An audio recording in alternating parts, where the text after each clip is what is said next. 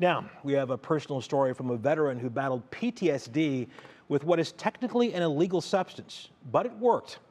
We have a warning, however. The story we're about to show you does discuss suicide. The FDA gave 2 psychedelic substances fast-track status after they showed benefits, they say, in those battling mental health issues. Now, there is a chance one may get approval by the end of the year. Our senior health correspondent, Monica Robbins, brings us his story and an update on her series on psychedelics for mental health. Brecksville native John Lubecky is a seasoned veteran, served in both the Marine Corps and U.S. Army between 1995 and 2009, deployed to active combat zones, and like many, dealt with horrifying experiences that lingered long after he left. When I came home from Iraq, within 2 months, I had a suicide attempt, and that was the first of 5. Post-traumatic stress disorder affects roughly 16% of deployed service members in Enduring Freedom and Iraqi Freedom. Lubecky is one of them. Early on, cannabis offered some relief, but not enough, so he turned to the VA.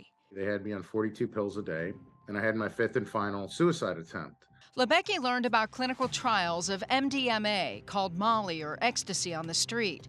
It showed great promise with PTSD.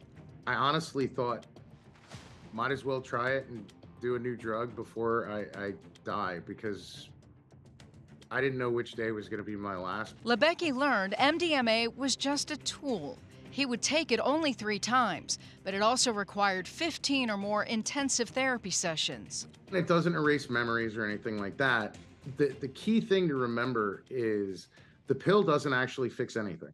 It puts the mind, body, and spirit in the place it needs to be for the therapy to actually work. The therapy is what actually allows you to process your memories. Lubecky's trial was part of the Multidisciplinary Association for Psychedelic Studies, or MAPS.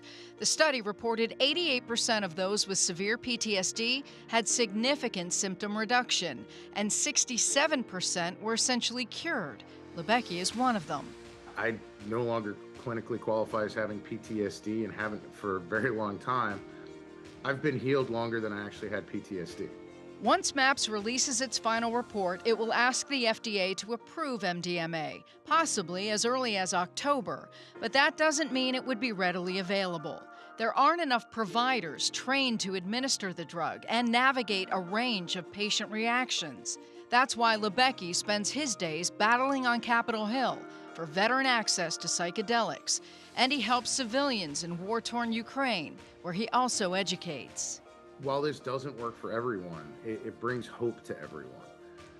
Because each and every time I thought of taking my life, each and every time I tried, it was because I had no hope of a better day. I thought every day was going to be as horrible as those days, and now I have the most amazing life in the world.